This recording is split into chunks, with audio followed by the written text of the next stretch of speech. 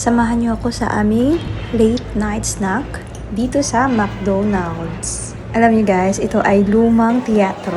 Nakapreserve pa rin ang kanyang grand architecture, decorative details, and European vibes. Isa ito sa pinaka-unique na McDo dito sa Madrid na pwede mong puntahan. So, gikan ko trabaho dyan lang sa Neo McDo.